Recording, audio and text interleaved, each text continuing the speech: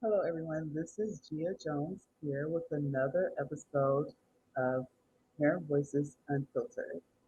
And so happy for you all to join us today. We have a very important and interesting episode today in which is advocates and public policy communities.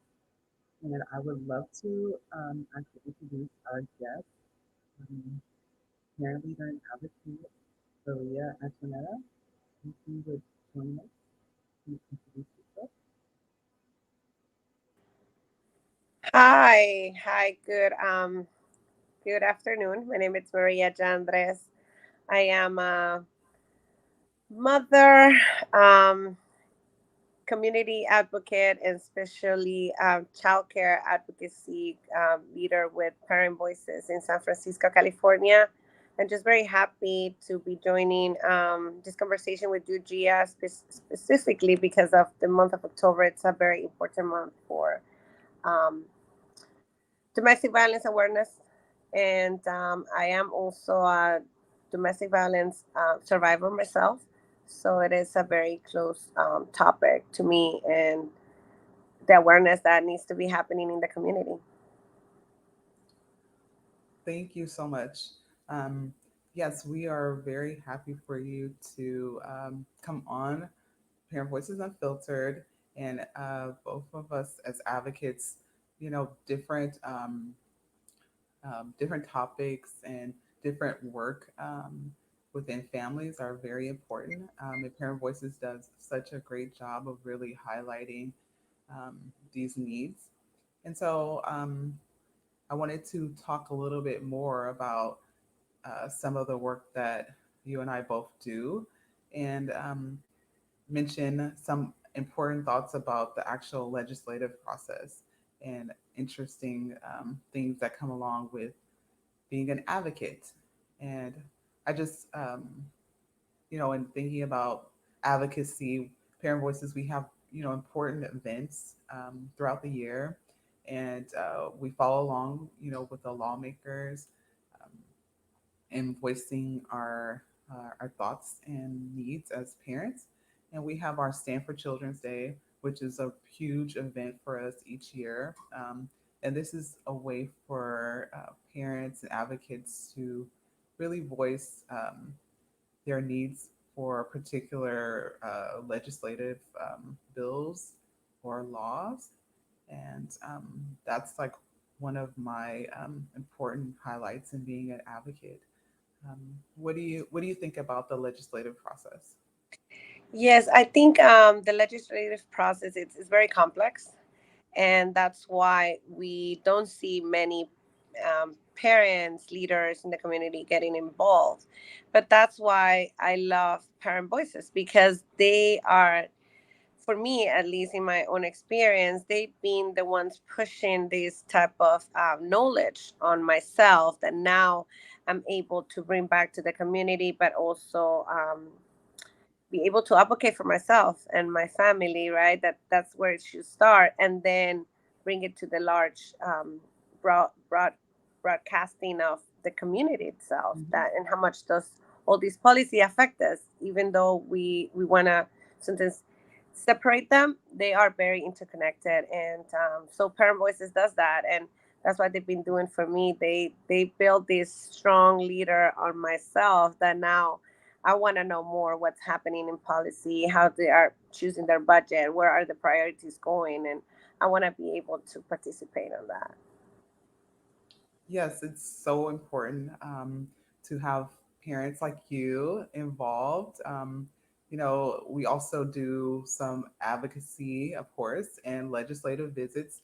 And so it's really, a unique process to understand that many of us actually go to the lawmaker's office and we have our kids and we talk to them about our personal experiences or what's going on in our communities or cities. And it's really important that they're hearing these important stories and experiences that they may not get a chance to hear as they're, passing the budget or enacting bills. So you're absolutely right.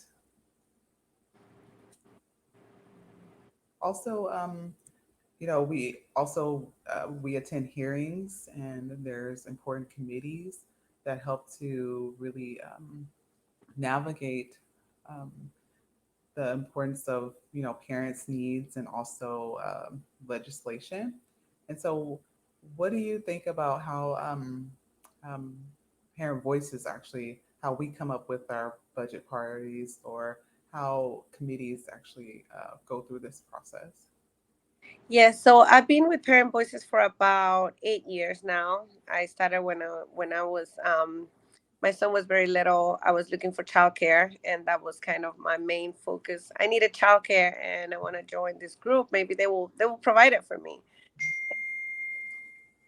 What I found out is that Parent Voices invite parents to these retreats that they do once a year, and in which once we discuss what is really affecting parents. It starts with childcare, but there's so many Mhm. other layers that parents do need support with, and that's why we divide all these committees in order for us to be for active participating in this policy making and going to these hearings, but without just showing up with the knowledge, with what we really want to ask. Because I think when we know that there's a need, but we don't know specifically what the ask is, that's when elected officials do tend to choose whatever they want. And with this retreat, we work together throughout the whole year to see where we do we want to see where is the biggest need. For example, the domestic violence awareness came out through that because there were so many of us that were survivors, but we needed to find where can we in policy implement those needs, and then that ask make that ask. So that's when Parent Voices and the work that we do is so important, because we don't only have one need, that is childcare, yes, but there's so many other layers around it also, like housing. um, we have other committees that we are working on, and those are the ones that also kind of tell us the work that we want to move forward. Mhm. Yes, I know. Um, you and I, I attended the retreat, and it was really a great space to really bring forth things that we understand, in the community, and also, personal experiences, highlighting, childcare, experiences or understanding of domestic violence and how there's a need to help more families, or even I think we came up with a whole different things. Um, um, I think we also highlighted different things with immigrant workers. We highlighted different things with other parents, like women.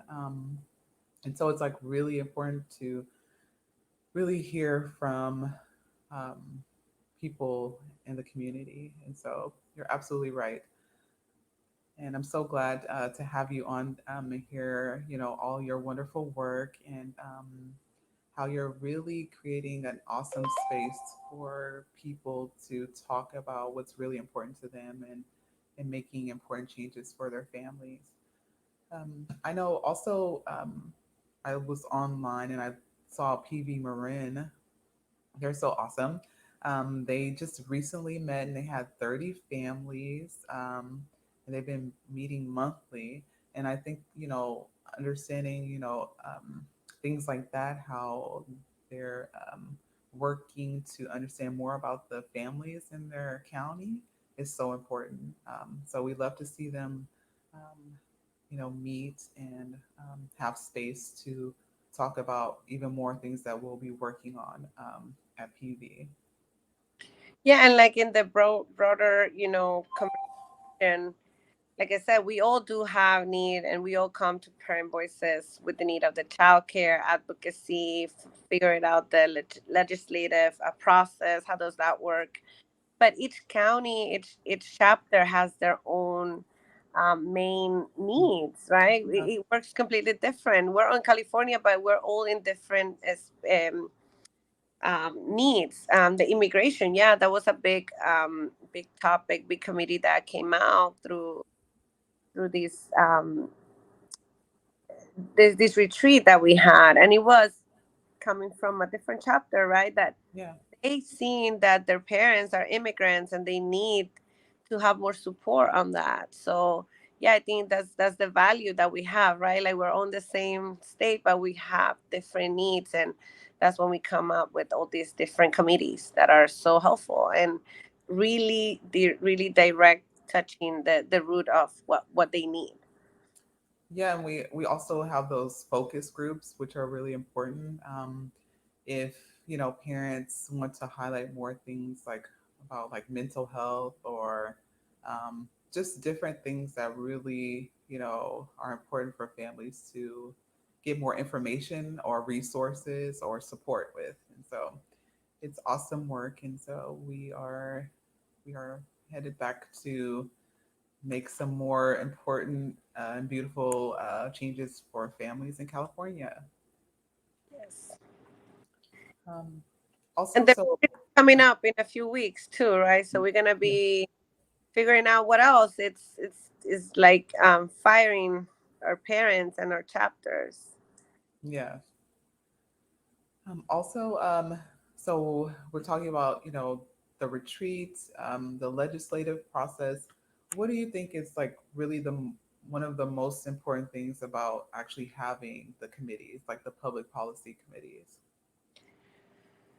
Um, I the the education, the education that parents get out of being actively participating. I think that that's very invaluable, and we just carry it with us.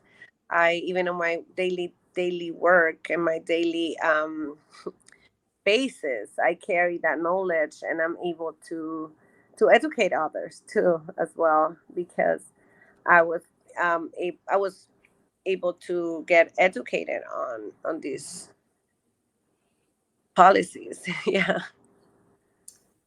I know it is really important.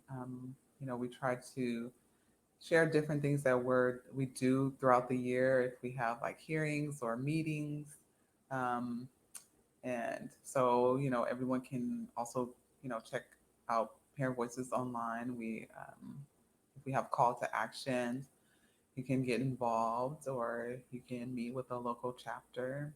Um, and so those are really great ways to continue to hold that space. And then the committees really like try to really push forward and you know linking resources and doing a really awesome job of pushing forward with particular bills that will help families. Um, so also with that, hearing from California families, um, what do you? I just wanted to also say hello to Carissa. Her documentary is doing really great, and it really highlights those particular steps and getting bills enacted. And so, what do you think in hearing from families? How how do you think that's like really important um, with advocates? Yes. I can just share with you. Recently, we were able to pass the no more fees for childcare, and I I moved that. I was actively participating in these hearings, these meetings, because I was telling my story. Those extra fees that I was paying for childcare once I wasn't paying them, I was able to get debt free, more financially stability. I was able to get that economic um, lift that I needed for my family to think of other ways of being in a better situation than where I was. So hearing from California families, that's what moves the policy. We don't know how does this impact parents and children and the community itself.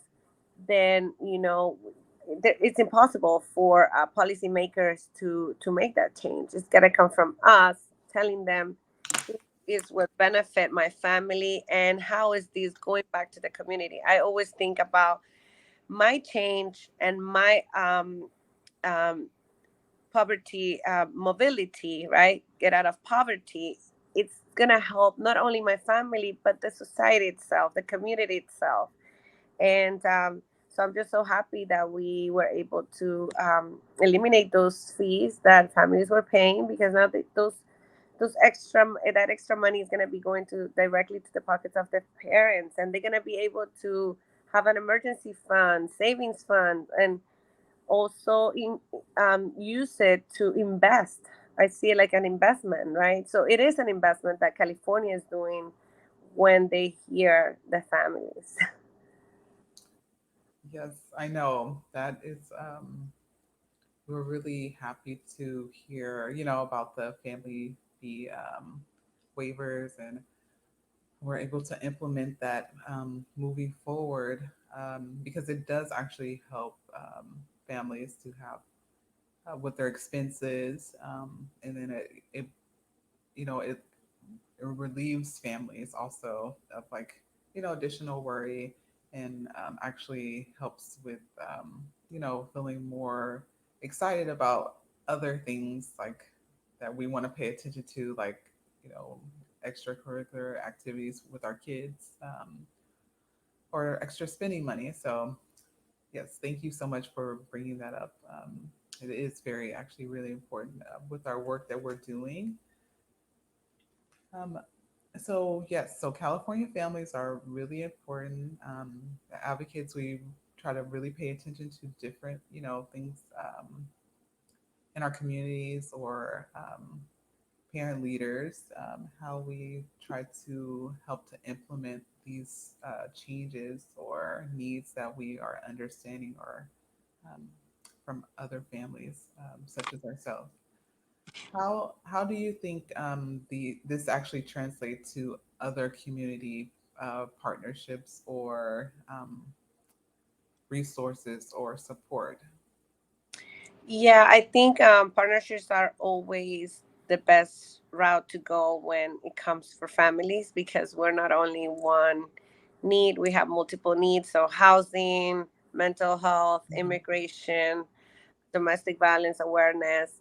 And we need to partner with these community organizations that already have the resources that our parents need and our parent leaders need, in order for them, instead of going outside where their network should be, we should be able to have and access those resources within the partnerships that we're building. I can talk to you about. I was able to get a certificate as a peer domestic violence counselor, and I want the parents to know that, so they, if they need or they have any questions, they can reach out to me directly instead of finding someone that they don't know, and rebuilding that trust. I'm accessible. So building those community partnerships, I think, are key for us to support the family itself, the entire family itself, and their needs that they have. Yes, thank you so much. That is really important, and yeah, thank you for your awesome work. And it's so important what you're doing to help others, and sharing your experiences. And PV is really great about really highlighting those important experiences and stories. And we've been also, like you said, we've been also recognizing and highlighting important national holidays, like Native American Heritage Month and DV Awareness Month and Poetry Month. And so, what, in your understanding and your work, what is why is Domestic Violence Awareness Month so important for us to really talk about and do further work? Yes, like I said, I am a domestic violence survivor myself. I know what it feels to be in those shoes, how hard it is for the victim to leave the abusers. And we need to honor that too. We need to make that awareness that there's so many of our parents that do go through domestic violence, even if it is mental, emotional, verbal. It's not only physical. It takes violence takes many other routes. So in October that we celebrate domestic violence awareness, it's very important because there's so many parents leaders that experience that know someone that have experienced that, or they have a close relationship with violence. So be able to have that awareness, and us be participating on those celebrations are very important because it creates that the consciousness of that we're not exempt. I when I talked about domestic violence, I think domestic violence is not exempt of race, gender, social status. We all can experience that at any point, and we need to be aware that that can happen to anyone. And that's why for me it's so important that domestic violence committee. I'm very committed to help other victims and help them to find that that community, that sometimes we feel very isolated when you are in those situations. And this year, Gia, it's I love they're gonna have a hashtag, and it's gonna be everyone knows someone. Mhm. Everyone knows someone that have experienced domestic violence, and it's important to recognize that, not only for to feel that we can provide any resource, but also to have that awareness. It can happen to anyone that we know, and if we are educated and we are able to support in any way we can, I think that's when we're gonna be able to see those um, high data decrease, hopefully. Mhm. I know, that is so important too. You're so awesome, because it does help to create a very beautiful space in sharing personal experience. And so that is really important, especially, someone, sharing their thoughts or experiences. And so you're doing a really great job. Thank you. Important work. I'm so happy that you're doing this work. Um, and so, yes, we want to continue to offer, parents or community members, if they want to share comments or feedback, or if they have their own personal experience and would like to talk with us further, they can comment on our live, or they can also reach out to other, parent voices leaders.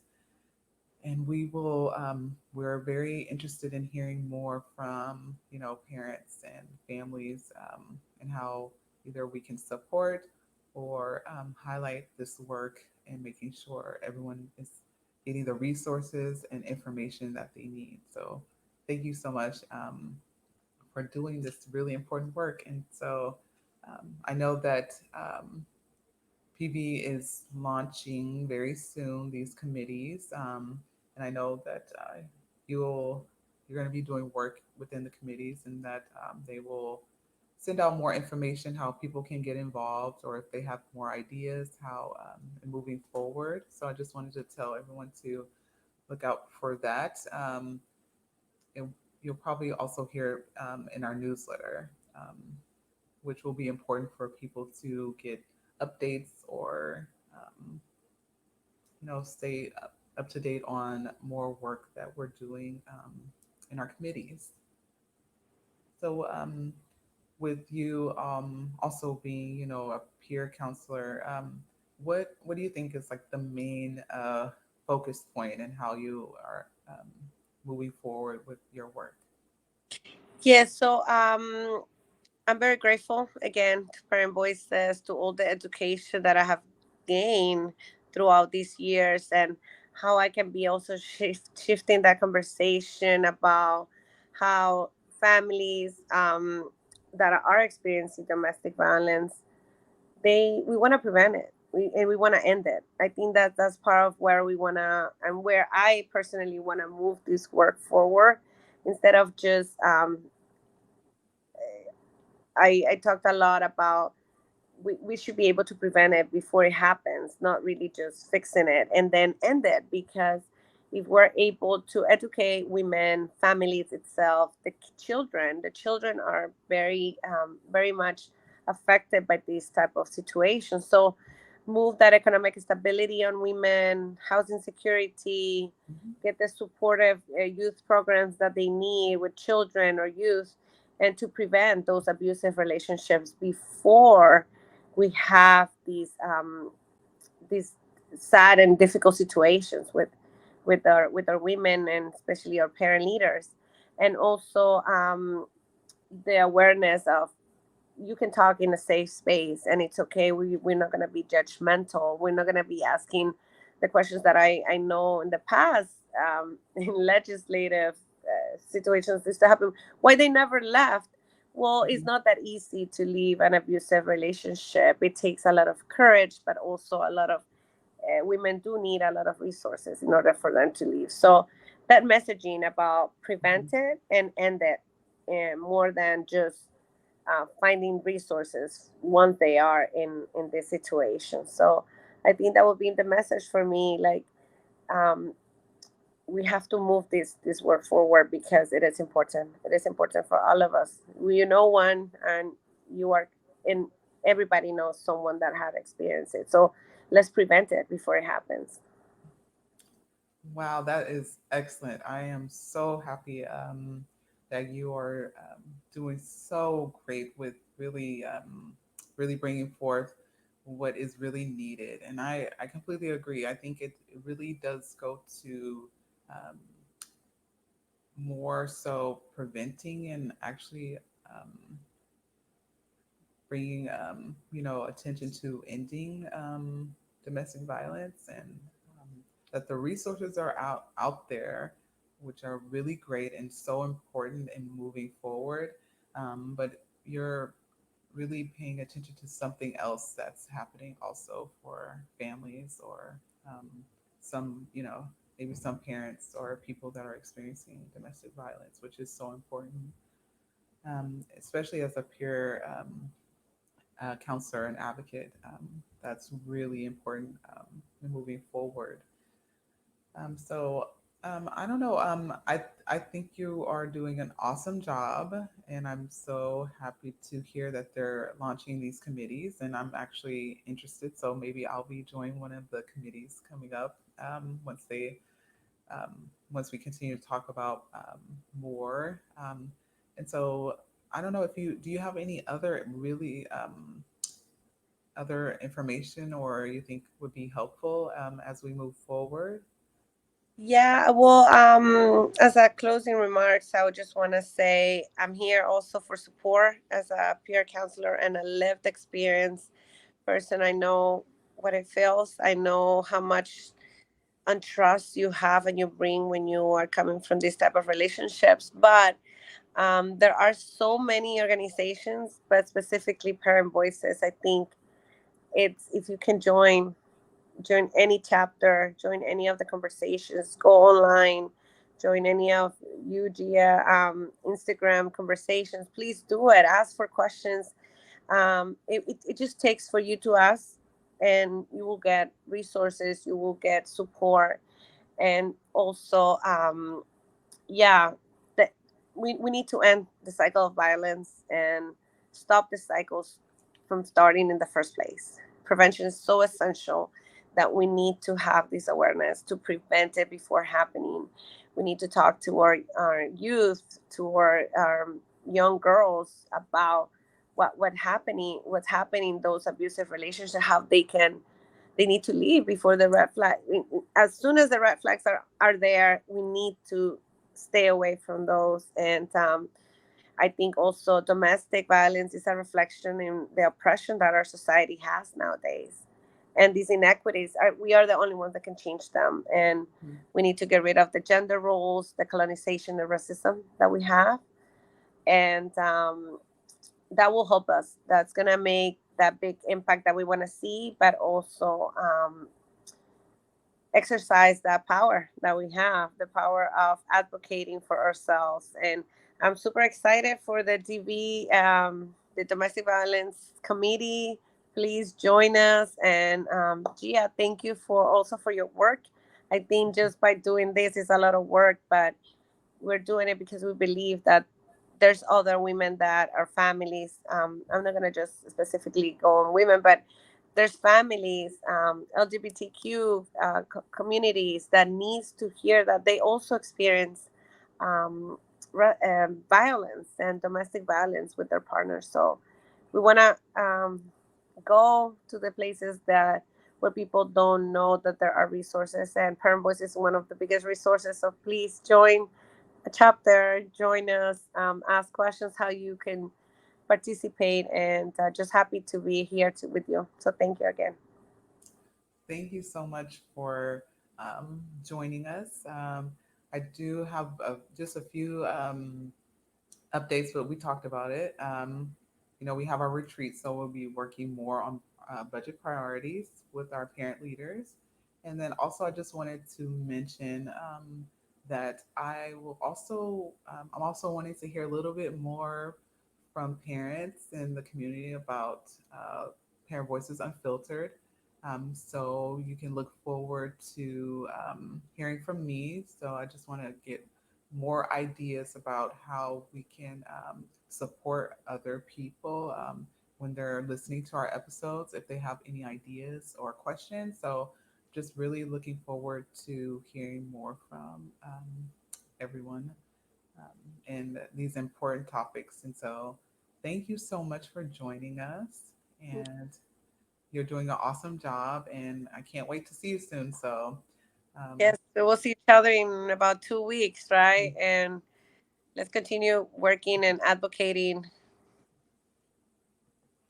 thank you so much. So, everyone, this is Gia Jones, and so happy that you joined us today. And until next time, this is Parent Voices Unfiltered.